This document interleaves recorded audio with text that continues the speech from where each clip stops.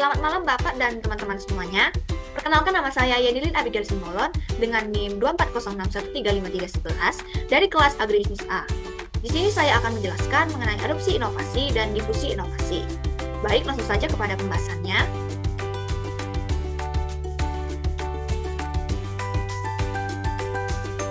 Definisi.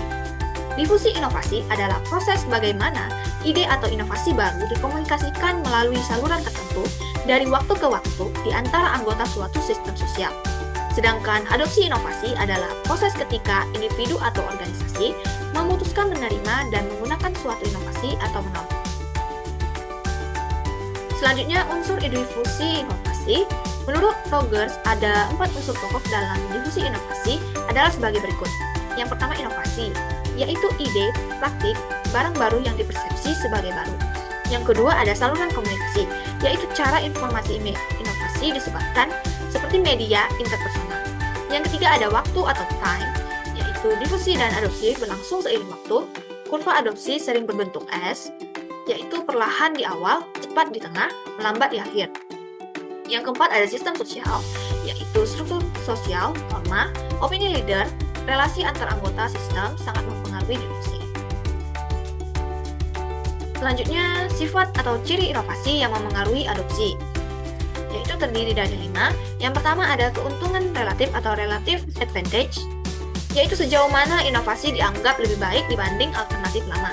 Yang kedua, ada kompatibilitas atau compatibility, yaitu sejauh mana inovasi sejauh dengan nilai, pengalaman, kebutuhan calon adopter. Yang ketiga, ada kompleksitas atau complexity, yaitu sejauh mana inovasi dirasakan sulit untuk dipahami atau ditemukan.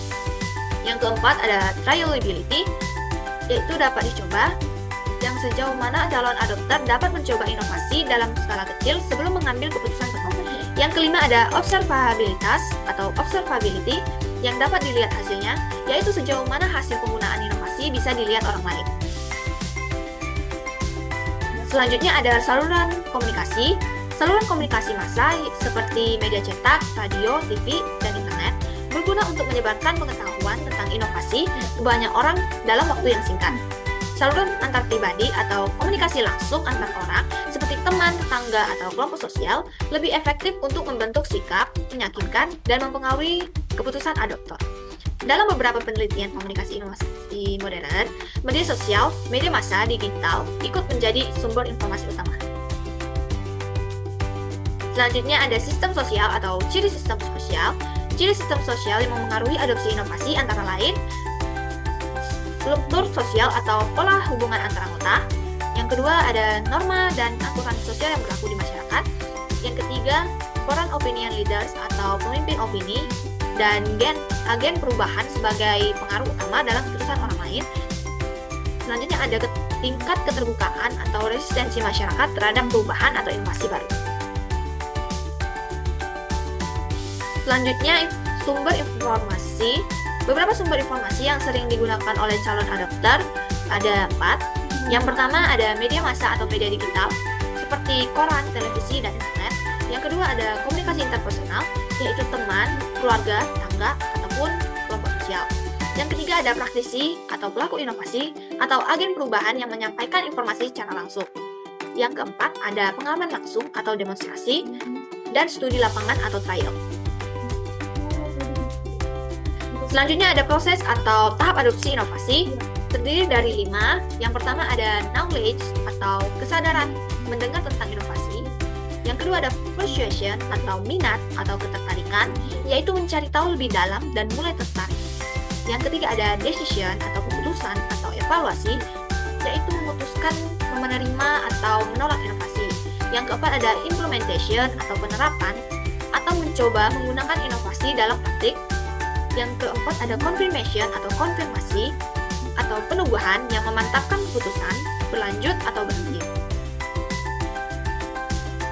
Selanjutnya ada faktor internal dan eksternal yang mempengaruhi adopsi. Faktor internal yaitu dari individu atau adopter, terdiri dari beberapa. Yang pertama, pengetahuan atau informasi yang dimiliki. Yang kedua, sikap terhadap perubahan, terbuka atau konservatif. Yang ketiga, kebutuhan atau motivasi pribadi. Yang keempat, tingkat pendidikan dan keterampilan. Yang kelima, karakteristik kepribadian, inovatif, atau rasa ingin tahu. Sedangkan untuk faktor eksternal, yaitu lingkungan sekitar atau konteks, yaitu dukungan institusi atau pemerintah atau kebijakan, kondisi sosial ekonomi atau budaya masyarakat, sistem sosial atau hubungan antar anggota masyarakat, akses terhadap teknologi, infrastruktur, atau sumber daya, ketersediaan saluran komunikasi dan sumber informasi. Selanjutnya, kategori adopter. Rogers membagi adopter ke dalam 5 kategori berdasarkan kecenderungan mengadopsi lebih cepat atau lebih lambat. Yang pertama ada innovators, yaitu sekitar 2,5%, yang paling cepat mencoba inovasi, berani ambil risiko, suka hal baru, yang biasanya punya akses sumber daya. Yang kedua, early adopters, yaitu sekitar di 13,5%.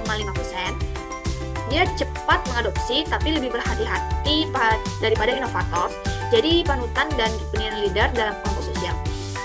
Selanjutnya ada early majority, sekitar 34%, yaitu mulai mengadopsi setelah melihat bukti manfaat dan lebih mempertimbangkan pengalaman orang lain dulu. Selanjutnya ada late majority, yaitu sekitar 34%, cenderung skeptis, yang baru mengadopsi kalau sudah jadi hal umum dan terdapat tekanan sosial atau ekonomi. Yang terakhir ada laggards, yaitu sekitar 16%. Ini adalah yang paling lambat menerima inovasi, sangat terikat tradisi, takut risiko, dan nunggu sampai inovasi ini jadi hal yang normal. Kesimpulan yang dapat kita ambil adalah adopsi inovasi merupakan proses bertahap yang dipengaruhi oleh faktor internal seperti pengetahuan, sikap, motivasi, dan pendidikan, serta faktor eksternal seperti dukungan lembaga, kondisi sosial ekonomi, budaya, dan saluran komunikasi. Kecepatan penerimaan inovasi juga ditentukan oleh sifat inovasi itu sendiri, misalnya keuntungan relatif, kompatibilitas, tingkat kompleksitas, kesempatan untuk dicoba, dan keterlihatan hasilnya. Proses difusi tidak terjadi serentak, melainkan melalui kategori adopter mulai dari inovator, early adopter, early majority, late majority, hingga laggards.